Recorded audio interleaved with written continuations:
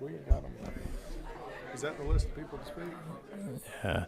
Good morning, ladies and gentlemen. We're going to get started in a couple minutes here. I'm going to let folks who want to speak go ahead and line up. I already have a sheet of 16 people to speak. Looks like I'm going to get some more here. But we're going to get started in about 2 or 3 minutes.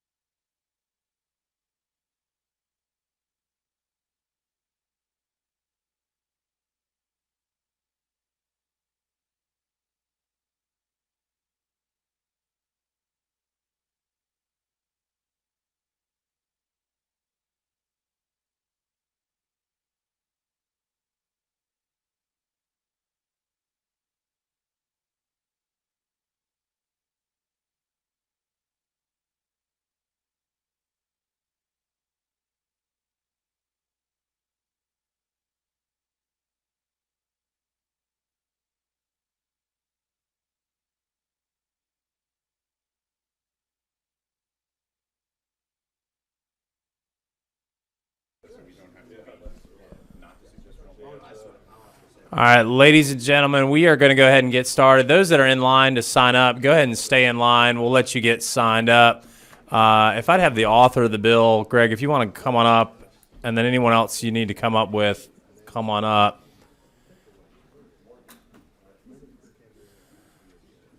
No other place I'd rather be on a Monday at 8 a.m. than Education Policy Subcommittee.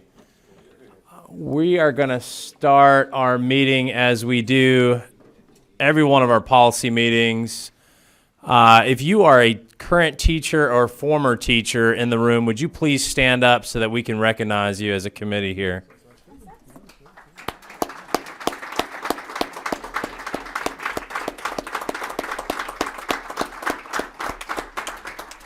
Thank you. With that, I'm going to ask Representative Ballard, if you would open us up in a word of prayer, that would be great.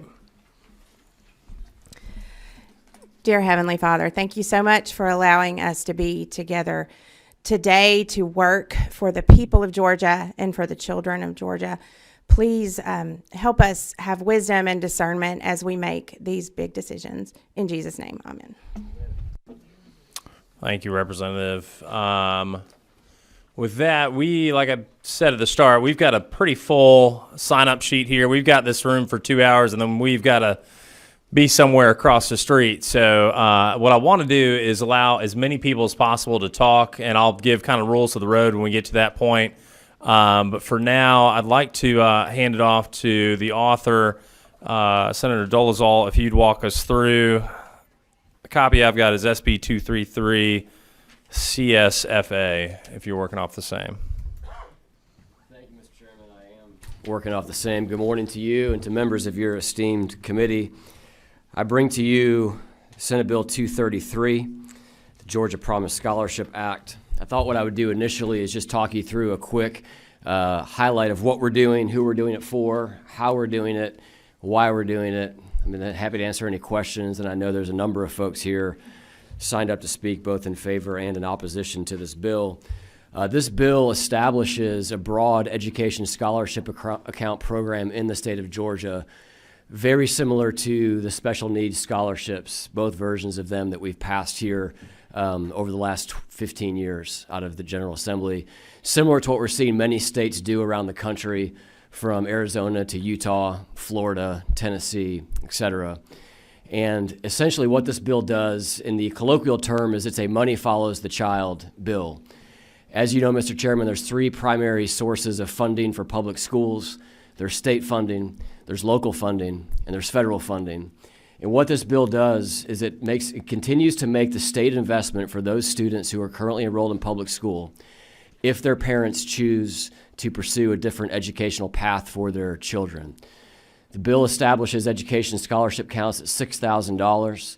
That is essentially about 10% less than the current statewide average of the school spending on the state side per capita in K through 12 education.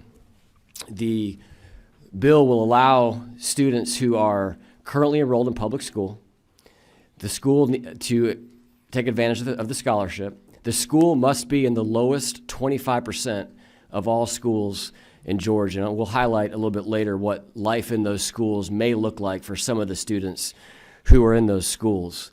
But it allows the parents of those children to withdraw their child from public school and allow them to pursue a virtual school, a private school, or a home school of their choice. I think it's important to note while we talk about this, as we talked about the three sources of funding, that when the funding is pulled from the state side, the local funding obviously remains because that's based on the local tax digest. And what happens in at least 176 out of 180 school systems is the per capita spend for those students who remain in public school actually increases. We know that from a study from Jeffrey Dorfman before he came to work at the state. He published and looked down to the level of all 180 districts. And if any of you would like a copy of the study, I'd be happy to show it to you. But essentially, it looked at the marginal cost of what it takes to educate a child. So essentially, if you add a child to a school system, what is the increased cost on that school system on a per capita basis? And he showed that if the ESA is lower than the marginal cost in a school system, that the per capita spend in the local school system for those children who remains actually increases. And like I said, that was the case when he did the study a few years ago in 2019. That was the case in 176 of 180 districts. You will probably hear a lot of concern about funding this morning. I think it's important to note that note. And then secondly, this bill is subject to appropriations. So this bill does not compete with public school funding any more than the cost of the chair that I'm sitting in. We allocate a lot of funding to a lot of different programs in the state, and I think that what you may hear from some folks is an attempt to tie this to public school funding, but the reality is that this is subject to appropriations, first of all. Second of all, if QBE is not fully funded, the program cannot even begin. So we've gone to great lengths under the leadership of Governor Kemp over the last 5 years to ensure not only that QBE is fully funded, but that we continue to make increased investments in our public school system, which I hope we continue to do. As you know, Mr. Chairman, just to take one of those increased expenses, forget the teacher pay raises for a second, but we can look at the $1.2 billion of additional funding that we are spending just on the health accounts, the health plans for employees, and know that we are continuing to make those investments. Next, I want to talk about how we do this. How does the program going to work? For those of you that are familiar with an FSA program, this is very similar. There will be a third-party administrator who will administer the funds. There will be funding requests made to that third-party administrator. So in other words, the parents do not receive a blank check for $6,000. The money goes into this account. The parents make requests for reimbursement from the account or direct payments from the account.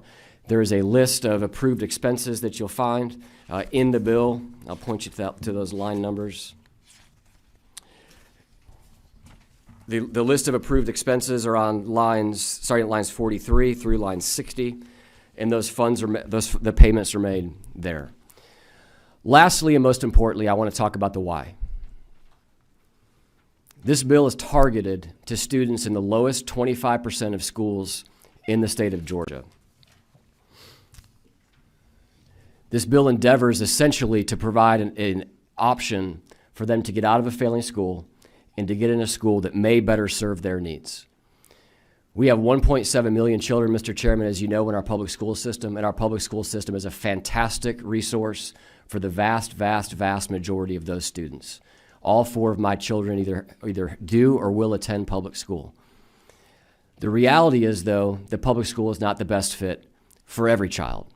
And despite our best attempts to provide a fantastic public education opportunity for students, the reality is that for some students, a different path is better. We had 22 elementary schools in Georgia last year where at least 3/4 of third grade students couldn't read on grade level, and another 68 schools where 2/3 of third graders have fallen behind. That one hits home for me because my son is in the 3rd grade.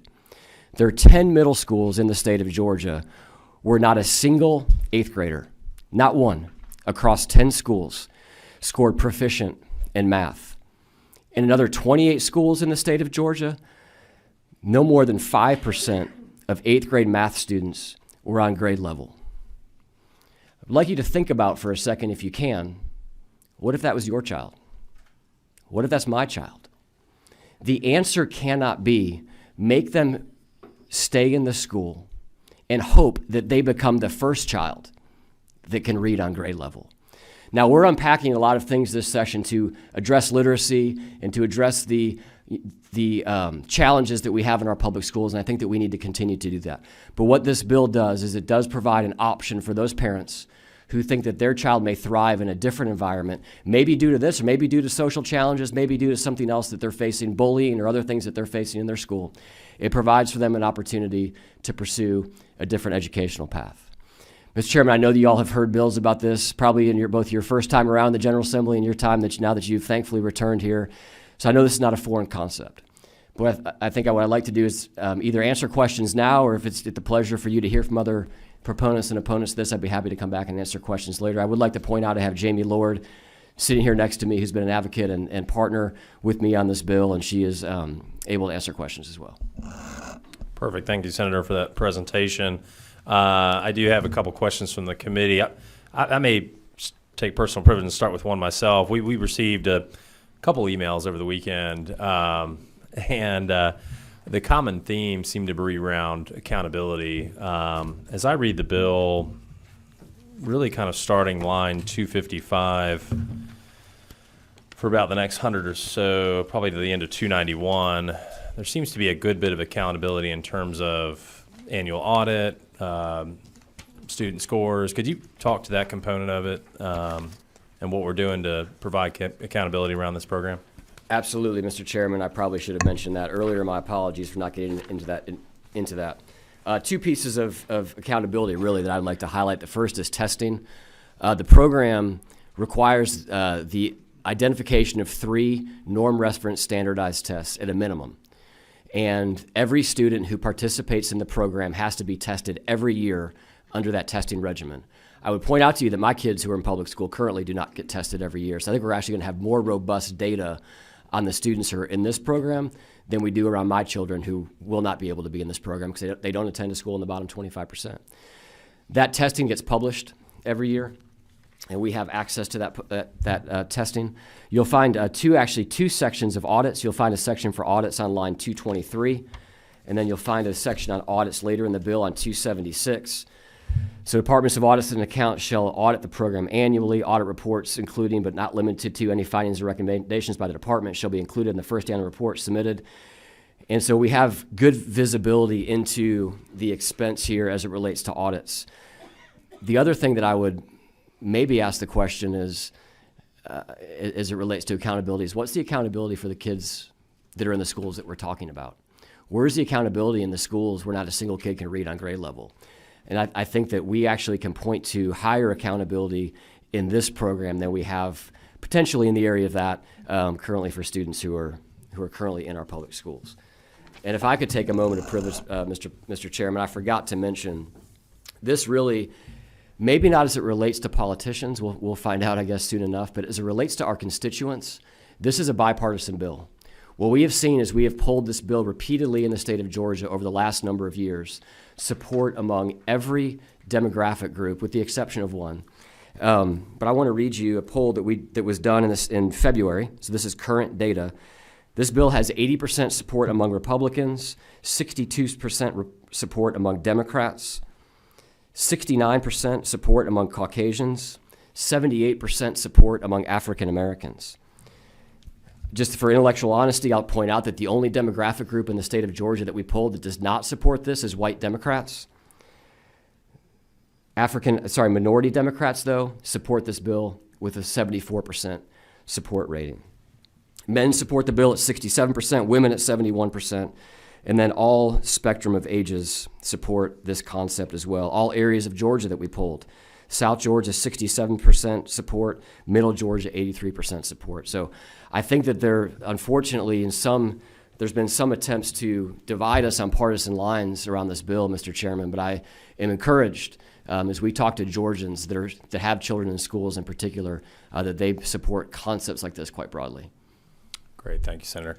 With that, we're going to go to my right, number 26 with a question. Thank you, Mr. Chairman. Over here. I think we all want to know about outcomes, Senator Dolezal, and what outcomes have we seen in other states that have adopted similar programs as you're proposing today? Thank you, Mr. Chairman. The reason I love federalism is it creates little incubators for us and test beds, if you will. And so I referenced this on the Senate floor, but Greg Forster did a study of studies, if you will. He looked at over 100 different academic studies that looked at private education choice programs. And he looked at 5 topics. He looked at academic outcomes for those who took part in the program. He looked at academic outcomes for those who remained in public schools, because there's some concern around this, maybe a brain drain, that maybe only your best students would leave. He looked at the effect on choice programs of racial composition in schools. He looked at the effect of the student civic values, and he looked at the financial impact on taxpayers and tax districts. Across that wide swath of outcomes, I'll just highlight a couple. Let's talk about the brain drain one for a second, the idea that only the best students would leave. The academic outcomes of students remaining in public schools, of the 33 studies he looked at, 31 studies showed an increased academic outcome for those who remained in public school. 1 showed a neutral outcome, and 1 showed a negative outcome. The academic choice of the academic outcomes of those who were in the choice program, 16 studies looked at that. 14 showed a positive effect, 2 neutral, 2 negative. The racial composition of schools, 9 showed a positive increase in diversity, 1 showed neutral, 0 showed negative. So I think that there's a lot of what ifs, because this is a program that would be new to us.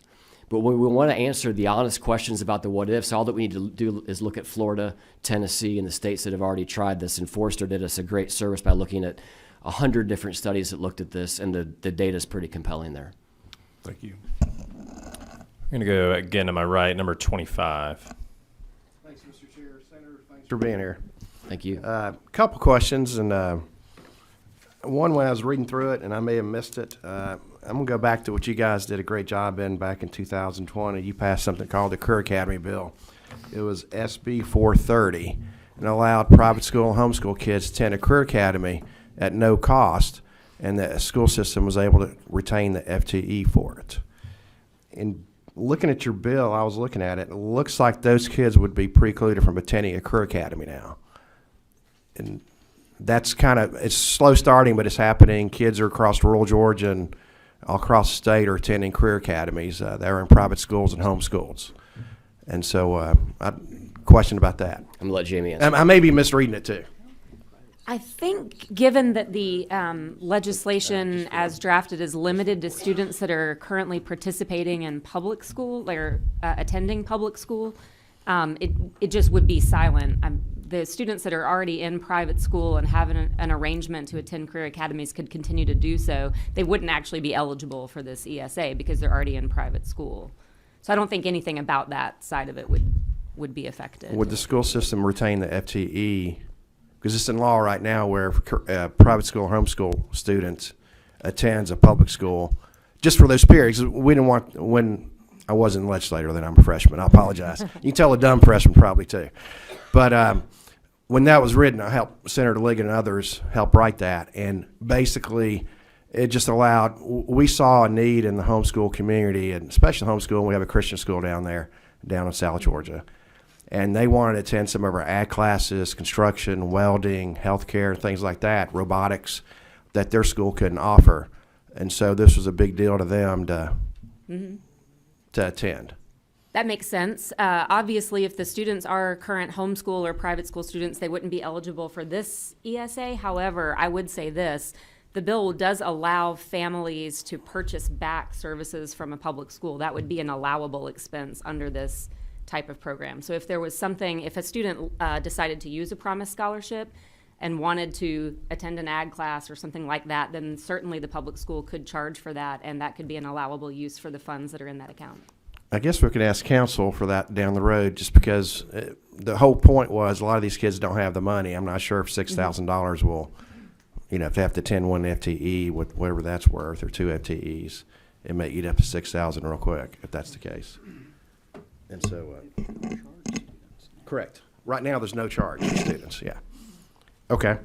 And so that was one of my questions there. Hopefully, we can keep that going, because that was a good bill, you guys. And the Senate passed it unanimously too, so we appreciate that. I guess another question would be, the student receiving special ed services currently at the private school. I know some homeschool students, private school students are receiving special ed services from the local school system. What happens in that scenario where my daughters in speech are taking, I've got one in a wheelchair. She's taking, PT or something like that, OT, in a side room at the private school or something like that. What happens there? I'm not sure if I completely understand the question, but if the student is in private or homeschool currently, they're not eligible to participate in this program. If a student is in public school receiving special ed services, it's sort of the same program for them that it would be for anybody else. They could access $6,000 in their Promise Scholarship account if they wanted to seek a private education or homeschool or therapy or tutoring or something, a la carte outside of the public education system. It may make more sense for a student that has an IEP or a 504 to participate in the state's special needs scholarship instead, because they may be able to earn additional money beyond what would be covered under a Promise Scholarship, which is only $6,000. So it really depends on the needs of the family, but if they wanted to participate in private school, there may be a slightly better option for them than this program, but this is available to them. There's just not any additional funding. Okay, so they wouldn't be, the feds wouldn't come after us then, would they, if they weren't afforded the opportunity to take speech or other special ed services? Because I know special ed law, IDEA would trump state law. Right. That's my only concern. It was just, you want to make sure. My assumption, Representative, what Jamie was alluding to essentially is the higher funding that's available under the current scholarships that we have for special needs students. I think the path that you would see them take would be that path and not this path. Okay, and then I guess the last question would be, thinking about my situation if I was in this setting. 3 daughters, daughter A and C, basically can go to a school. Most private schools and most schools will probably take them. The middle one, learning disorder, not so much, where kind of a high maintenance, and not every private school would like that. So would the private schools have could they decide which kid they take? Like, we'll take your A kid, but not your B kid, and we'll take your C kid. Representative, the private schools would continue to have their own admissions policies. I think that what we see with the students in my district currently, what I hear a lot from, I heard somebody at the ropes just a few weeks ago, begging for access to a program like this. There was a young girl who had extreme dyslexia. She really needed Orton-Gillingham education. It's not available in the Forsyth County schools, even though you get your situation there, best schools in the state. And she is thriving in that environment. I think that you would continue to see schools specialize in those types of services, and you would see some schools that would be more for, call it a general population, that would be maybe separate from schools that would focus on some special needs. Okay, thank you. Thank you, Representative. We're going to go to my right again, number 24. Thank you, Mr. Chairman. I'd just like to clarify. I will say out of the 4 better-known private schools that are in my district, 2 almost exclusively serve students with special needs, and 2 serve a more general population. But to the senator's point, I don't really see this as appealing particularly to students with an IEP, because we have a separate special needs scholarship that results in higher funding, because it actually is tied to the QBE earnings that they would earn if they were in public school. Thank you. Thank you, Madam Pro Tem. We're going to stay to my right here, number 10, with a question. Thank you so much, Chair. First of all, I'm concerned about the opportunity for schools that aren't accredited to be in this legislation. On line 40, it says, in the process of becoming accredited.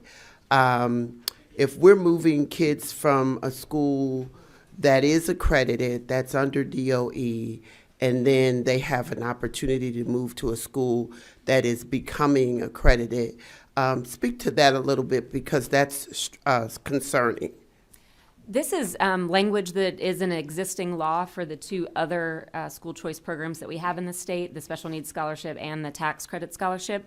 And I think it just contemplates the process, the length of time it can take for a school to become accredited. If that's years, we don't want to leave kids kind of in limbo or not able to attend those schools. There are plenty of already accredited options out there, so I don't know how often new schools are coming online and taking time to get accredited, but they would already have to have been in operation for a year and provide some demonstration of fiscal soundness. But if all of that happens and the accreditation is still in process, then we're allowing students to participate if that's the best environment for them. And like I said, that's been an existing law for our other programs since 2007. Okay, so I just want to continue and ask another couple of questions.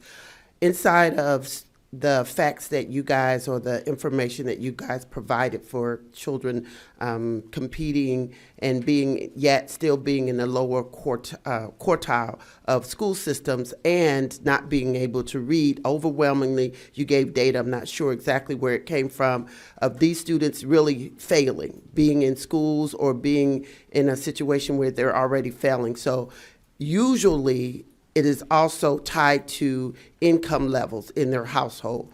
I'm wondering how a family that has kids in failing schools and their kids are already failing, how they're going to come now and take $6,000 and be able to direct their child's education in such a way that they were going to now move to a space where they're going to now start to get on grade level and start to really succeed in school. So help me understand that. As an educator, I'm trying to figure that out. I've never seen that happen, but maybe you can help me understand that. Thank you, Representative. If I can maybe clarify the question, is your question what data do we have that simply moving a child from a school in the bottom 25% to a different school will guarantee their success? Is that the question? Well, I mean, you gave me the information about how much these kids were failing, and so I'm just adding into that. We usually coming from households where those parents are not involved and can't be involved in their education to the point where they can help them succeed. So I'm trying to figure out how these same parents, these same households are going to be able to direct $6,000 inside of all of these educational opportunities to move their kids to a successful and a competitive space that, now they are now going to get on grade level. Help me understand that. Sure, that's a great question. Thank you.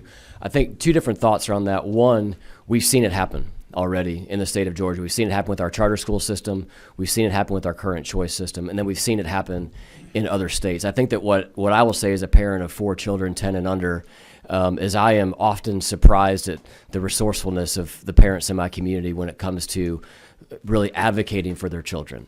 And I think that what we want this bill to do is really put parents in the driver's seat of ensuring that their child has the education that best fits their needs.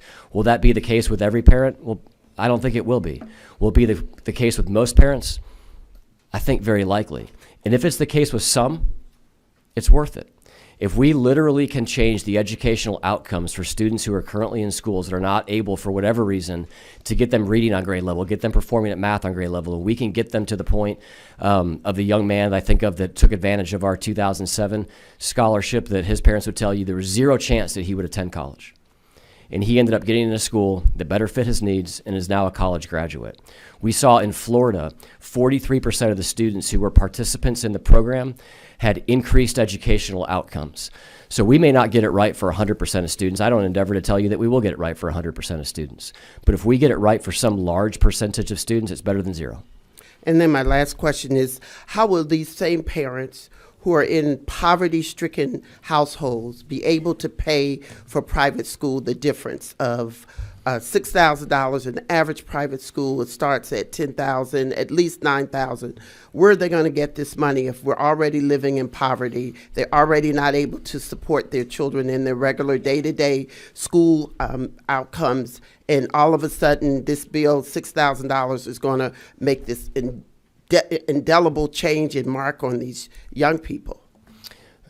Two thoughts on that, Representative. The first one is, if you want to offer a friendly amendment to increase the amount of the scholarship, I'd be all ears for that. The second thought, though, would be that we've seen it happen. We have program.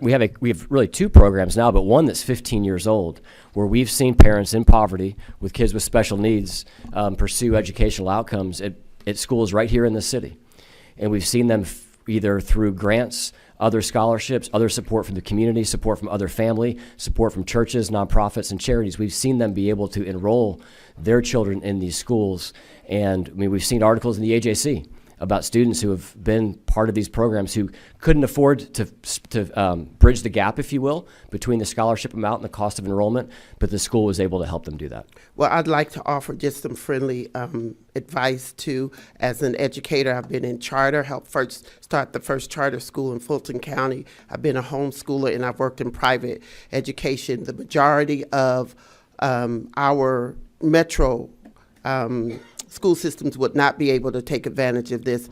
When I looked at the lower percentile, 25 percentile, the majority were in the south of this state, and they did not have a high number of private schools. I do also know in private schools there is a requirements of who can get into the school. So I don't see access as, I see access as a problem. I see parents being able to direct their child's education, and they are already in the lower 25 percentile, meaning a lot of those parents did not finish high school and could not finish their own education.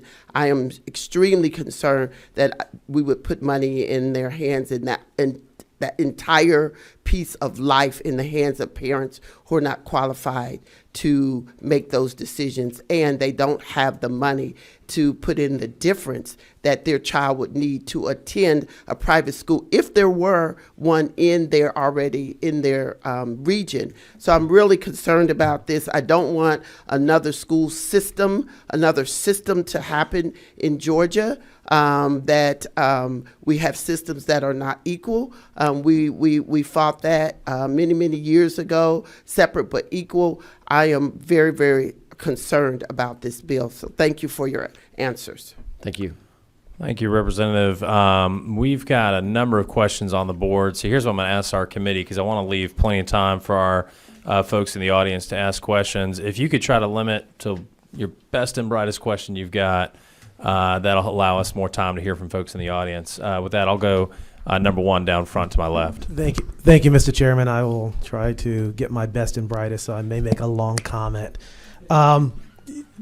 Thank you, Senator, for being here today, and I thank the committee for doing this. I know it's 2 hours, and it's important because for the last 2 months we've been talking about learning loss, school safety, and literacy. That's been a focus of this committee, and I think we can talk about how this might dovetail into that. But one of the things that we did see was the concern that for a lot of these programs we don't have the funding. So despite funding QBE fully, we're not funding the needs of the students. So I think we have to make sure we separate QBE from the actual needs of the students. But a couple of things. One, could we get the study you're referring to? I think that'd be very helpful as we look at this. And then I have two questions. The funding study? The funding, all the studies you referred to. I've got a copy of those. Yeah, if we can get a copy of those, that would be very helpful because as we make decisions. Also, when we talk about the student getting these scholarships and it's based on appropriations, is a student, once they're in the program, guaranteed to continue to get that money? Because what you don't want is for Johnny to go to school in third grade and then pull down in fourth grade. The second thing is, what about family members? I know that with the other scholarships, there's a concern about having one family member get in the program and not another family member, and that disconnect there. Can you answer those two questions? The bill as it's drafted does allow a student continuity. So if a student does participate in this Promise Scholarship account, they can continue to receive those funds until they graduate or otherwise would age out of public school. There's not a provision for family members or siblings being eligible. I would personally love that provision. I think it's very helpful for families. But the concern, of course, being that this bill is focused on students that are in the bottom 25% of schools. And if we opened it up beyond that, maybe you're catching a couple of, kids here and there that are not limited to underperforming schools.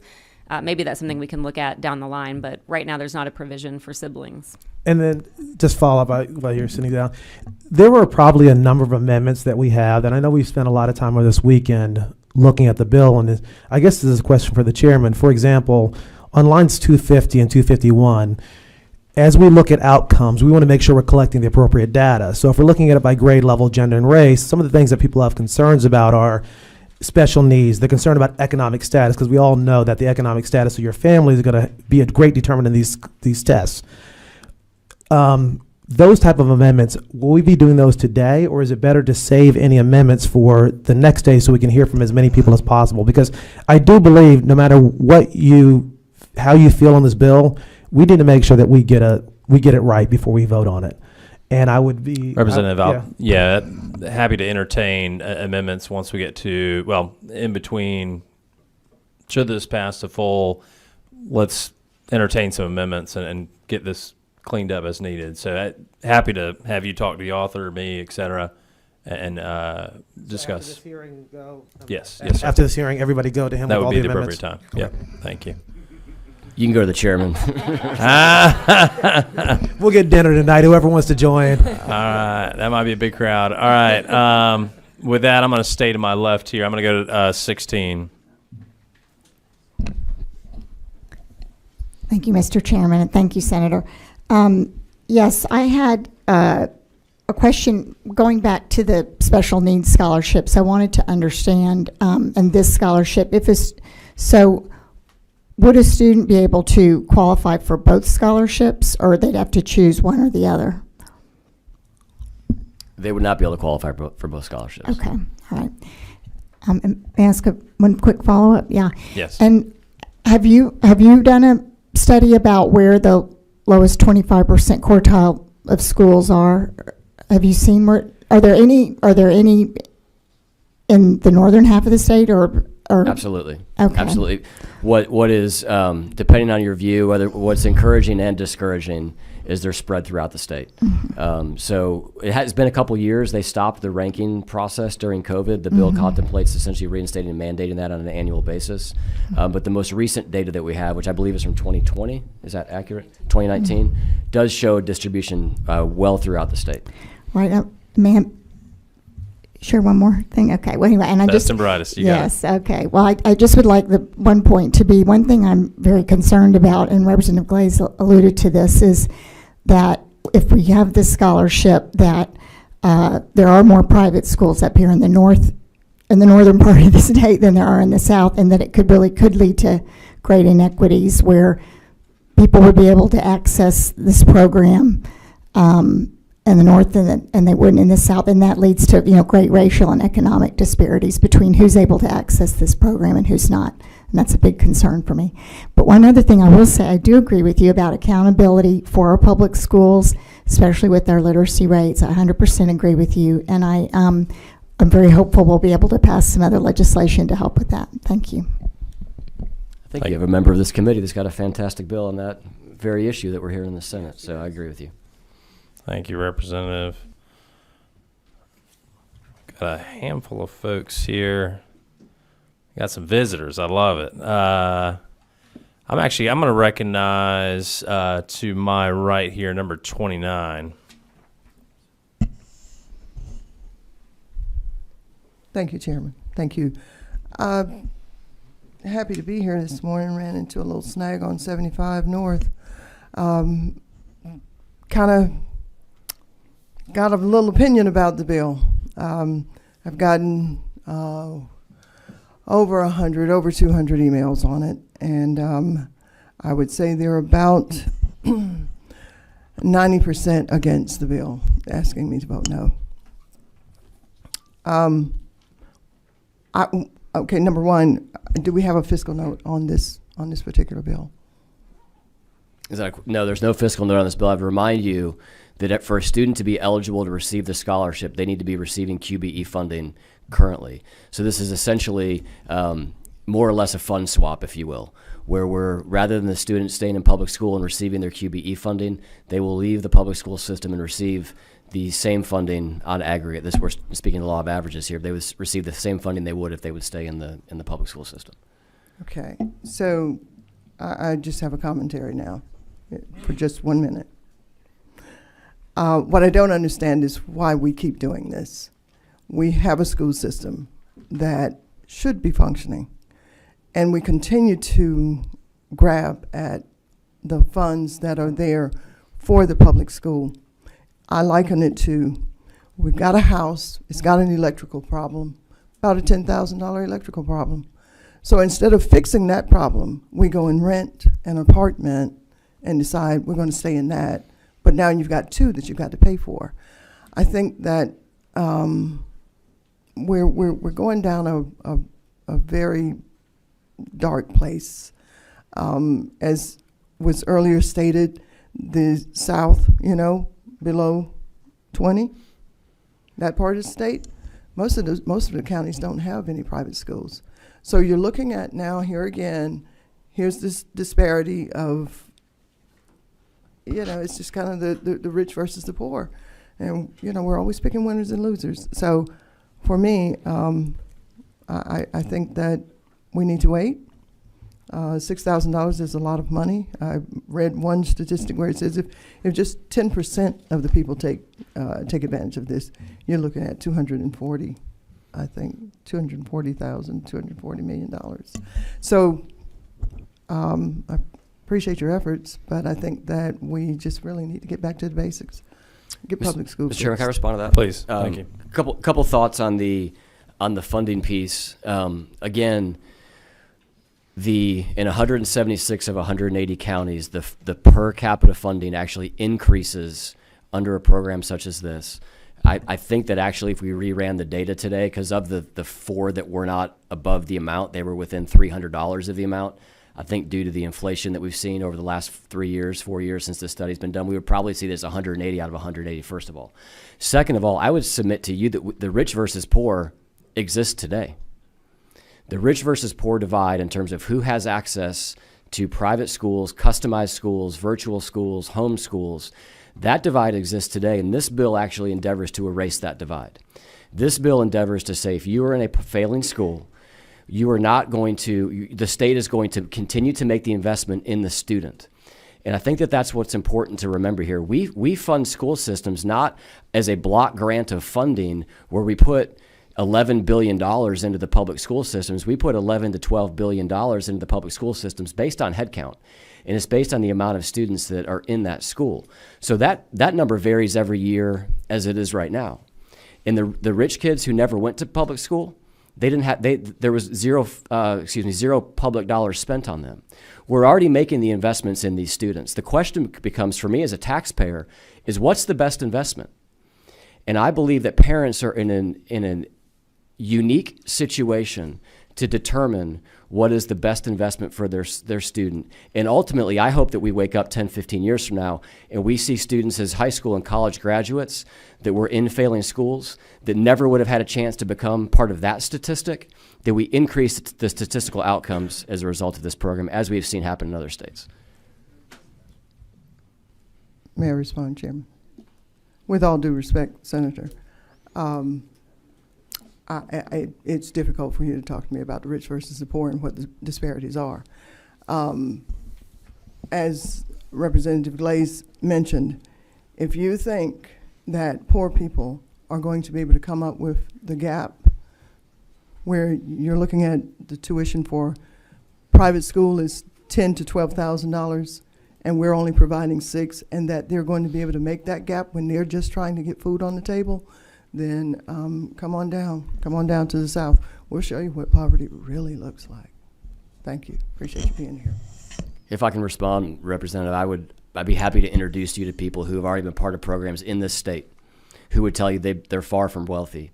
And the private schools that they got into were able to help them bridge that gap. I also, frankly, think we'll see potentially a number of schools that emerge out of this that have funding formulas that work such that they would be able to participate. You will still have Rabun Gap, right? You'll still have your $40,000 crazy expensive school, but there's schools in my district that aren't $15,000. There's private schools in my district that are $8,000 to $9,000, and that's a much smaller gap to bridge. But again, if the underlying thought here is that this funding number is too low, but we think the investment is worth it, I think that's a conversation I'd be more than welcome to have with you as well. Thank you. Thank you, Senator. We do have a handful of other questions. I don't believe they're members of this subcommittee. I would encourage you we've got our full committee scheduled tomorrow, which could be a good opportunity to ask some questions then. I will. we've got a number of folks in the audience who would like to speak. If we go ahead and tee up Mac Parnell, Buddy Costley, and Kim Hartwell. I object to that. I mean, you let non-members ask questions early on that took away time, so why can't, you all told us to come to the meetings, we're on this committee, we're on your subcommittee, so why can't we ask them questions? We've got a limited time and a big audience here, so we're going to let the audience speak, and we may have time for questions at the end. Well, you allow other non-subcommittee members to ask questions, and it was a huge effort to get up early to come to a subcommittee that I'm not on and not allow me to ask a question. Representative Carter, do you have a burning question you'd like to ask the author? Absolutely, that's why we're here. I mean, we got up early to come here. We would ask, all members should come to this committee meeting. And I'm sure there are other non-committee members who have questions too. Oh, yes, I do. I mean, if you'd allow me to ask my question, we got up early. Representative Carter, I will recognize you for one question. Thank you, Chairman. Senator, one of the things that I was really excited about when my children were younger, my oldest son has dyslexia. And there was this special need scholarship that came up that would allow him to get services so that we could address his issues. But unfortunately, my husband got sick and subsequently passed away, and I got laid off. So where we thought this piece of legislation was really going to be able to help us, it couldn't.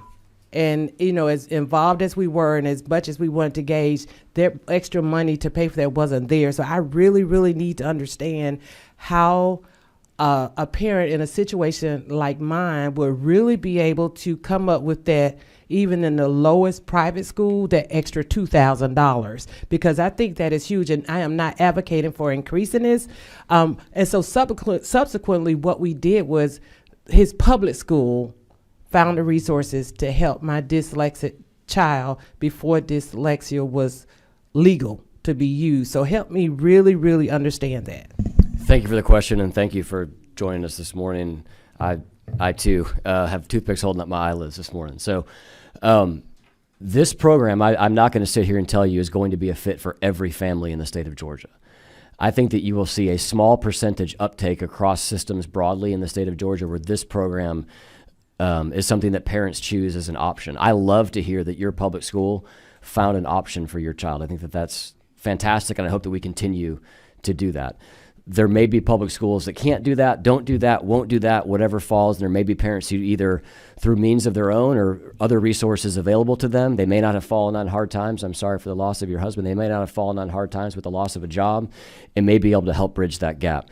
I can't write a bill that solves the problem of the education system for 1.7 million children. But what I think we can do is offer choices and options that as we continue to see innovation come into the education space that begins to increase the outcomes 3% here, 4% here, 5% here. So I think that what this bill endeavors to do is to take one approach, and I hope that we can come back with a lot of other approaches in the future.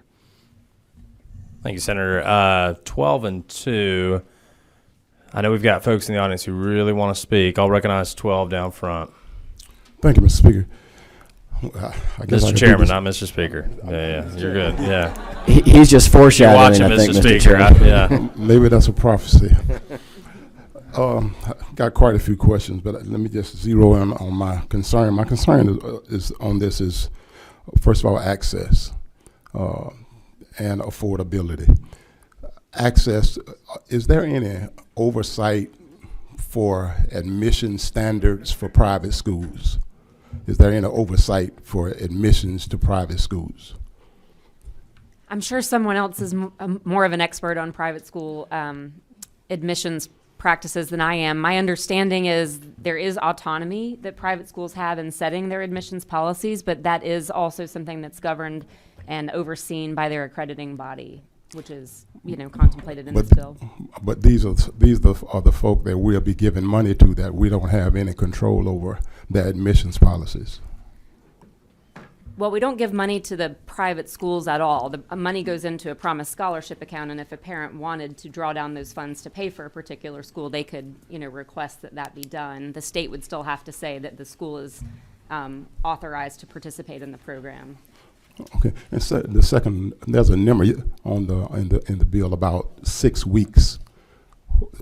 If a child attends a school, public school for 6 weeks, they can then go to have access to the $6,000. Where did that number come from?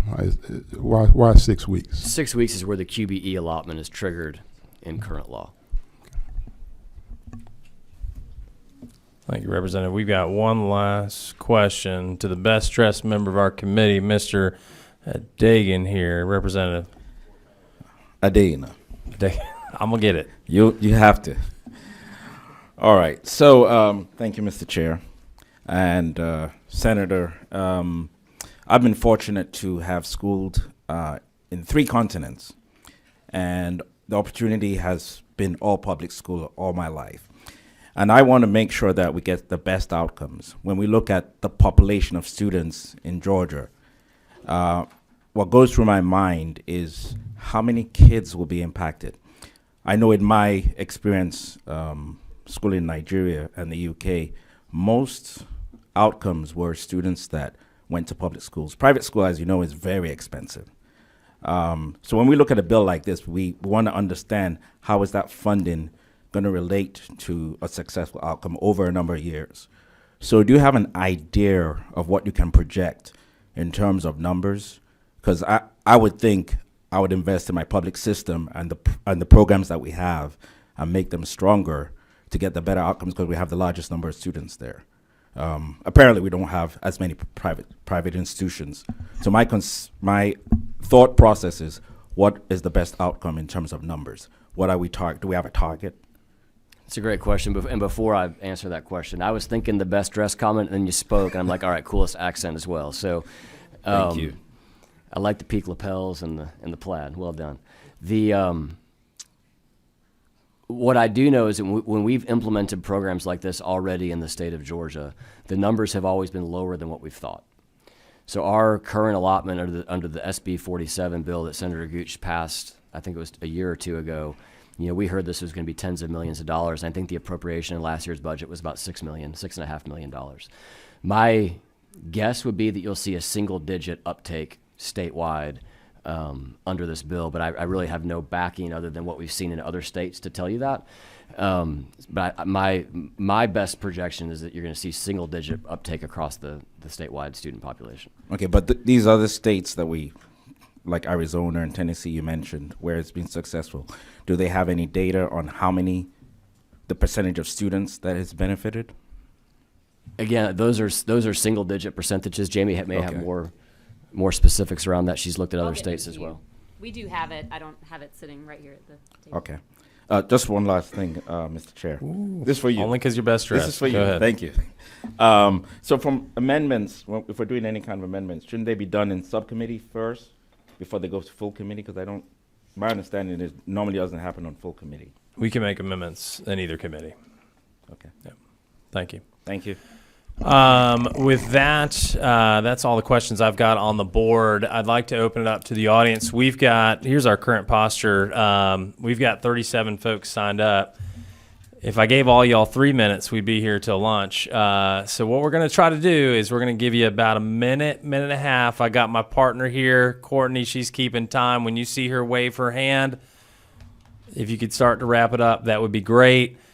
Bonus points if you make it under the minute. Bonus points there, but we're going to try to keep it brief and allow this committee to get back to its work. Matt Parnell with Georgia Faith and Freedom.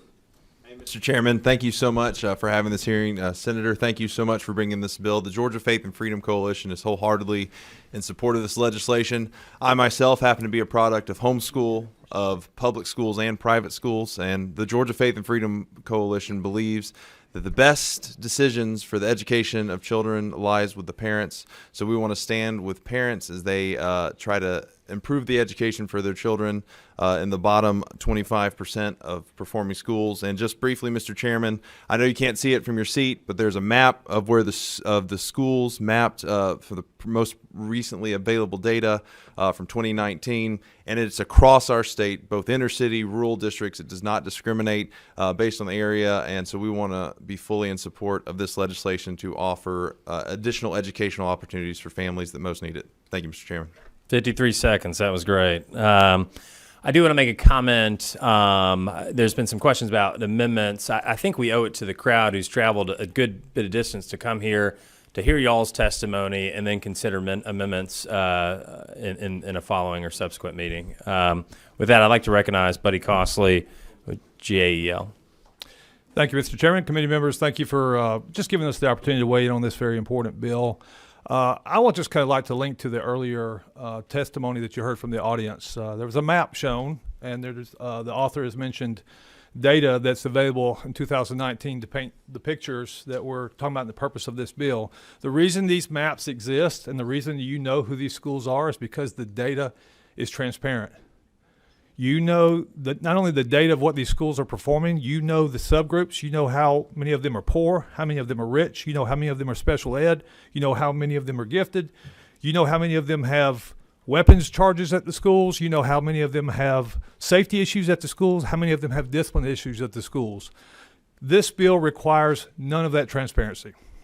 What I'm asking this committee to consider is doing something that we have not seen quite frankly, Georgia do. And maybe Georgia could be a leader. There may be a day that you support a voucher bill, ultimately. But what we're asking you is before you send millions of dollars from one school to another, that private school, that the private citizen that we're hooking up to get this money, who sends that money to the private school, that we're able to know exactly that same set of data for those schools so that we can know who the bottom quartile of the private schools actually are. And if you'll do that for us, it's going to be really, really tough. I mean, Gail's going to oppose it because we are a public school system and we think it's hurting public schools. But at the very least, when you send our tax money over to those schools, we're asking if you'll make sure that we can know the same amount of data on them that you know on us. If the gentleman would hang out for a second, you've got a couple questions. Okay. I'm going to go to my right, number 24. Thank you. I had a comment, I guess, question. You mentioned transparency. We have great transparency, but transparency is different from accountability. Yep. I knew how the schools were performing on standardized tests and, as you mentioned, how many guns or fights there were in the school, but I never saw a teacher or a principal get fired because the school wasn't doing well, and it wasn't like there was an accountability with the parent that I could make a different choice. Accountability to me means the opportunity to make a decision. With regard to the private schools, I mean, the buck stops with the parent. The parent can make a decision to go to a different private school or back to their public school. Could you please comment on that? Of course. Thank you, Madam Pro Temp. So the way I would respond to that, and I think it's an excellent question, when we say the buck stops with the parent is taking public tax dollars that belong to all of us in a pool. There's a pool of tax dollars that we all contributed. And this bill would give those private citizens the ability to send those dollars to places where we cannot tell what happened to the kids. I think the tragedies of this specific voucher bill is that we're going to send kids to a private school and we will not even know what happened to them. Other than norm reference school data that they get to pick, we will not know the quality of the services. There's some excellent private schools, but that also means there's some terrible ones. And so we're going to be ennobling the idea, the practice of sending tax money to schools and we don't even know what happened to that money.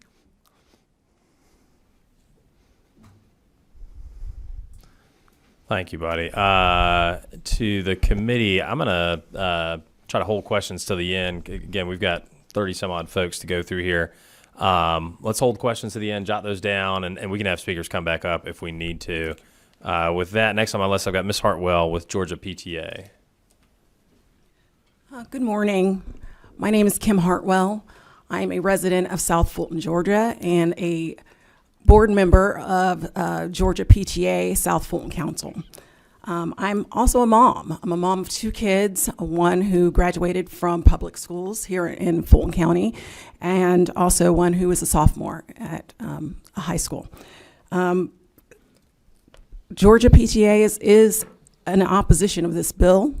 We do not support school vouchers, and as a mom, I'm a professional. My husband is a professional. We could send our kids to private school, and we might want that $6,000 windfall, but that's not what's best for all of the children in Georgia and for Georgia as a whole. As I said, I'm a South Fulton Council president, and we work with local units. We work with parents in the school system, some that are struggling. And what they don't need is money taken away, siphoned from the schools, but wraparound services. They need higher quality teachers. They need smaller class sizes. And so taking $250 million and putting it into the hands of parents who, a select few, who can make a choice to give it to a private school, it's not for the benefit of all. So I'm asking on behalf of Georgia PTA and my family that our tax dollars stay in the public schools. And as is the motto of Georgia PTA, we speak with every child, one voice, and we ask that you look at what's best for all of the students within the school students in Georgia. Thank you. Thank you, Ms. Hartwell. I'm going to go out of order a little bit because we have 4 students who are in the audience. Y'all got to be in school today. Come on. If you're a student, I'm going to call out Sophia Teray, Lee Neese, Harrison Tran, and Sa Real. I've probably butchered all those names, but if you'd head up to the podium, please. And I just want to thank students for coming down here. This is why we do what we do, engage in these conversations, these debates. This is not about us. This is about you guys. So thank you for taking time and making your voice heard.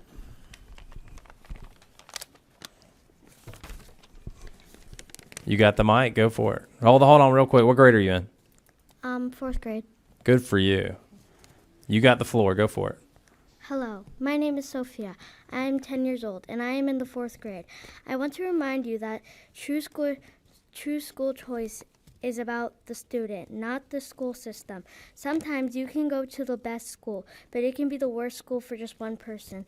Sometimes kids are bullied or need a smaller class size. So I don't think it's fair to forget those kids. I do think the Georgia School Promise Scholarship is a good bill because the bill is going to help so many kids. And if we can help just one kid get the education they need, then that is a great thing to do for Georgia to do. Please support this bill and please expand it so more kids can get the education they need and deserve. Thank you.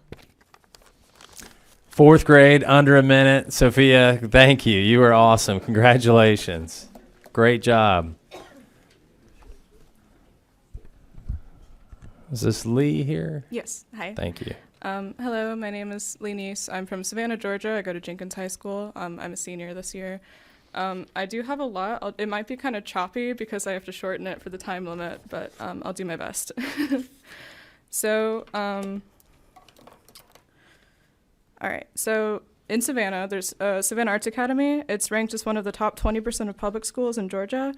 It literally has rats falling from open ceiling panels in the bathrooms.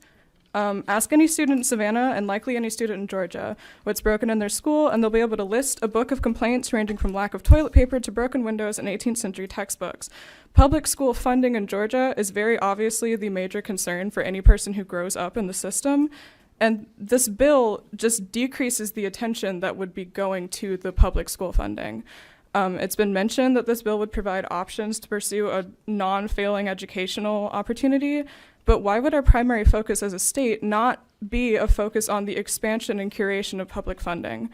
Why offer an alternative to a system that only benefits an applicable minority when our focus should be on the underfunded majority, which has not been fully supported in its funding in the last 20 years, with the exception of this year?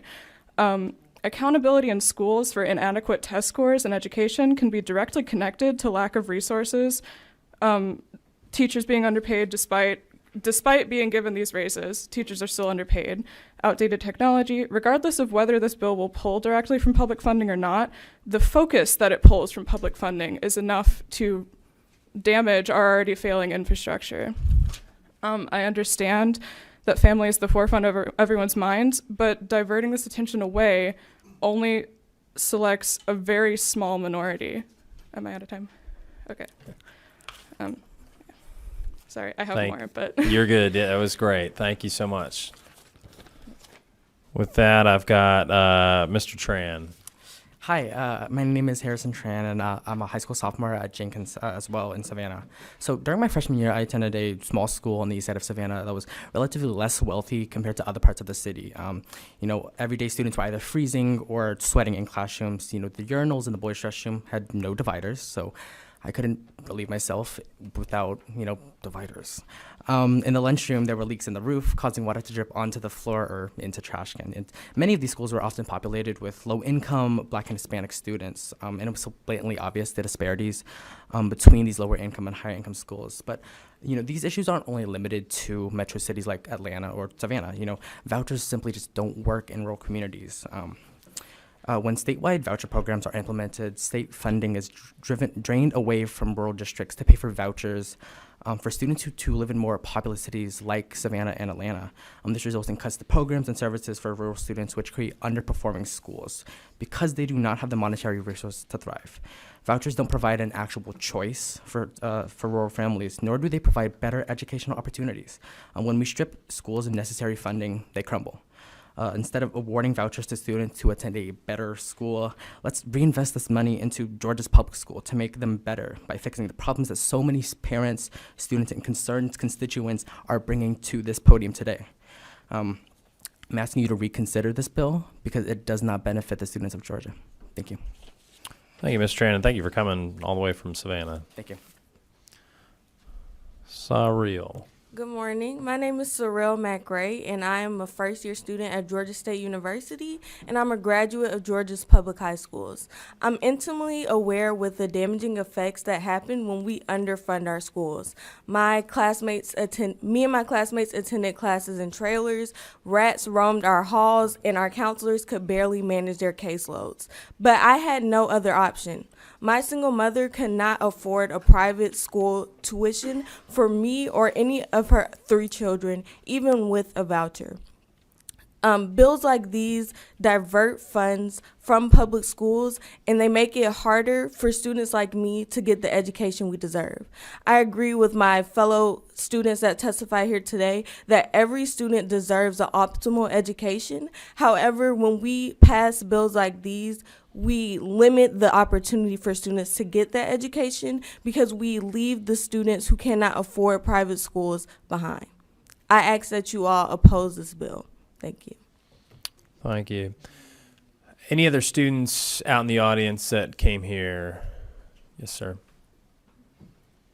And then I'll get back on our regular scheduled program here.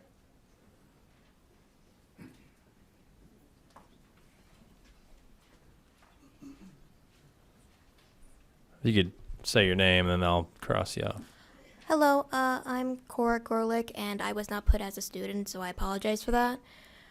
But I go to Soar Academy, the private school, and I have to say that it is a very great school.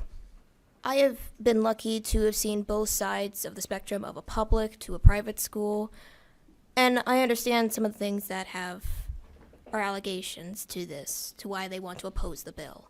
But I, for one, want to go with the bill because I have seen students that have been in my classroom for less than a day come from a public school, and they thrive in this type of school. I've seen them come in with regrets of trying to even fit into those types of schools, and then after one day of being there as a test day, they thrive, they want to go here, and they can with this bill. Because, like stated, some people cannot afford it without this help.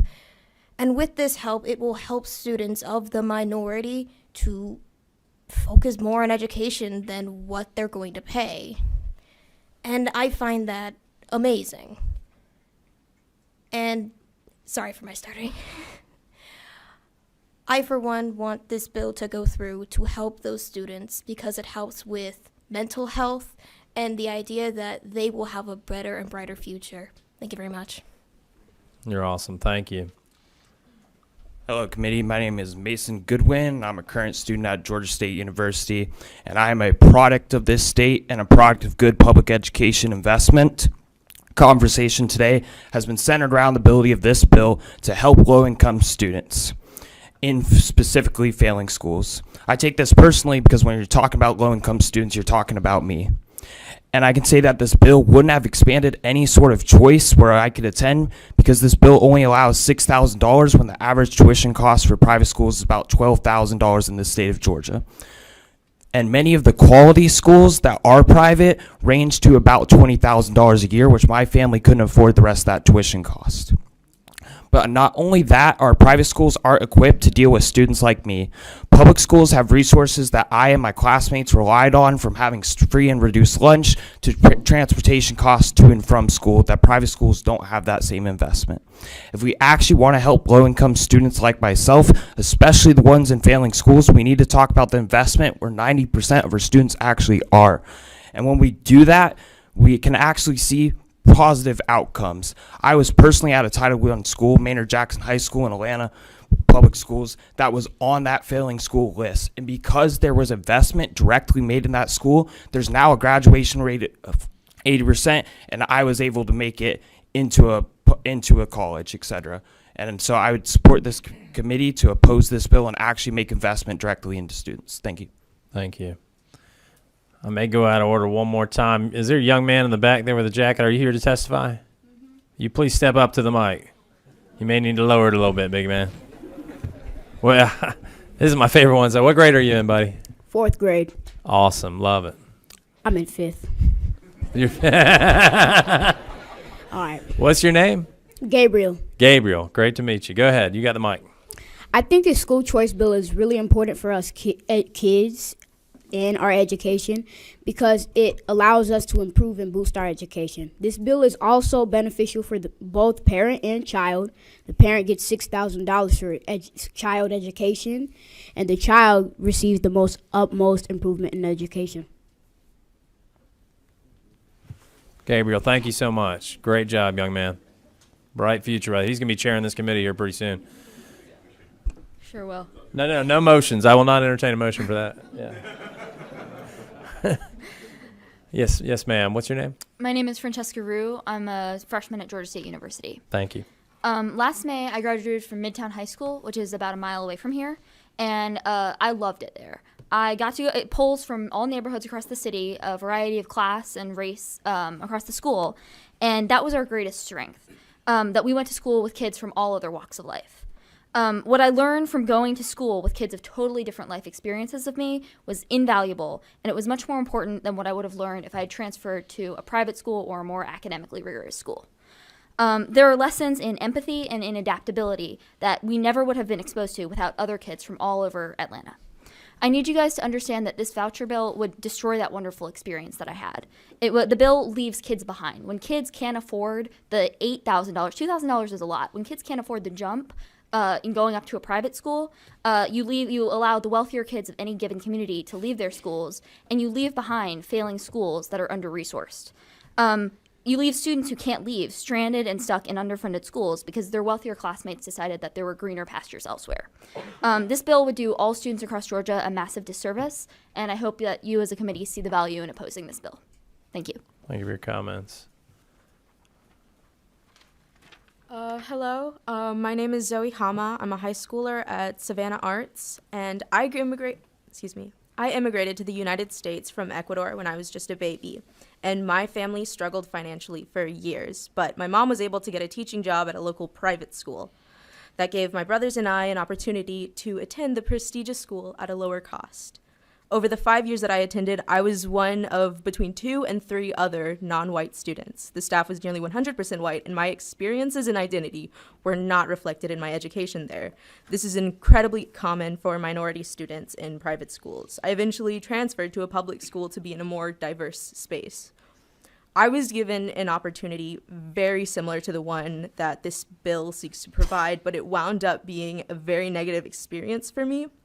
This bill is trying to send students to private schools because they're better funded and have more resources. So why don't we instead supply public schools with these resources? Meanwhile, my mother is a public elementary school teacher, and last night I asked her how often she pays for resources out of pocket. She responded, "Siempre soy. Yo siempre compro recursos, por lo menos una vez al mes. Pienso que muchos maestros lo hacen." Always, Zoe, I always buy resources, at the very least once a month. Many, many teachers do that. Putting funds towards individuals attending private schools is only widening the gap in the resources between these schools.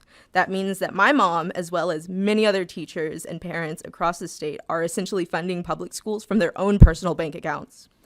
We should instead focus on bringing more funding into public schools and improving them. So for the betterment of my public school system, I'm asking you to vote against this bill. Thank you for your time. Thank you, Zoe. With that, I'm going to go back to the grown-ups now. If we would have Mr. Darian Burns, Michaela and Claire Suggs, and Isabel Otero line up, you're next up. We gave the kids a little wiggle room. Someone went over a little minute there. Grown-ups, I'm going to be a little tougher on you. Go for it. Mr. Chairman and members of the House Education Policy Subcommittee, thank you for the opportunity to provide public comments on Senate Bill 233. My name is Darian Burns, and I'm a legislative and public policy analyst for the Southern Education Foundation and a proud member of Fund Georgia's Future. I'm here to voice our strong opposition to Senate Bill 233 and urge you all to vote against this bill. I was raised in Georgia, and I'm proud to say that I am a product of both Fulton and DeKalb County public education systems. Senate Bill 233 is an extremely dangerous bill that will rob students who attend public schools of receiving core services and academic supports that would actually strengthen and improve student success. As an organization that was founded just after the Civil War to help the formerly enslaved population receive a quality education, it is important for SEF to note the troubling history associated with the development of school choice.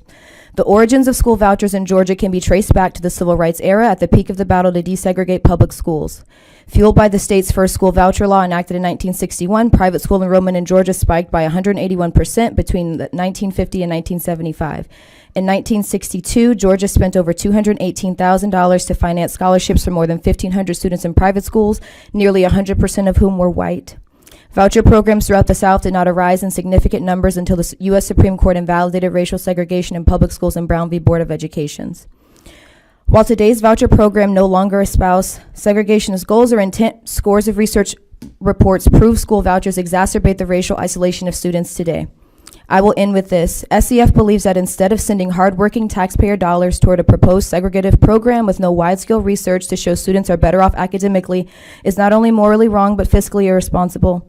Public aid should be used on research-based efforts that we know strengthen academic outcomes for the students the state is obligated to support in public schools. We urge you not to move this bill forward. Thank you. Ms. Burns. Michaela, you're up next. Hi, good morning. My name is Michaela Arciaga. Michaela. I'm the Director of Advocacy for IDRA. We are an education policy and research nonprofit, and we are strongly opposed to this bill. We believe it will exacerbate patterns of segregation across the state.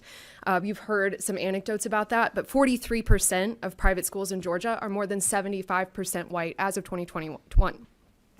We would like to encourage you to instead to invest in other public school options that will not exacerbate those patterns of racial and economic segregation, such as HB 668 and HR 490, which members of this committee already support.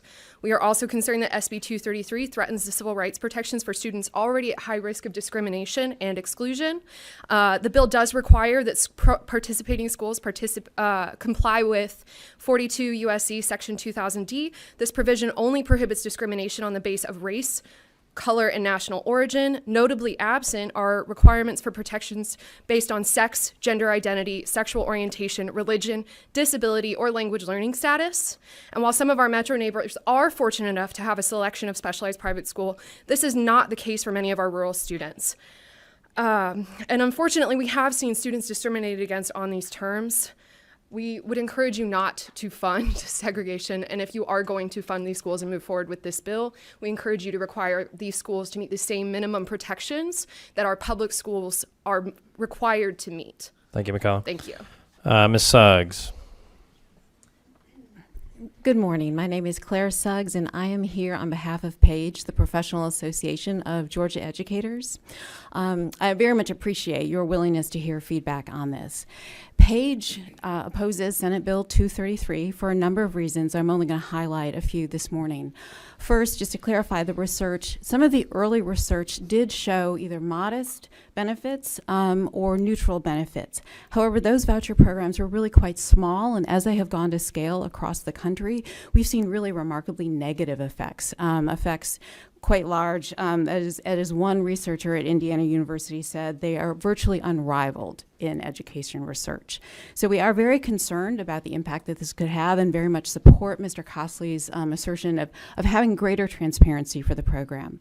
Also, we do think that there are better investments that the state could make, specifically investing in HB 538. That is a wonderful bill, and we want to make sure that that is successful. It will cost additional resources to invest that, or excuse me, to implement that effectively. And finally, I want to note that while the program is currently small in its scope, that's kind of how it has spread across the country. They usually start small and they expand quite significantly. So in Indiana started with 7,500 students.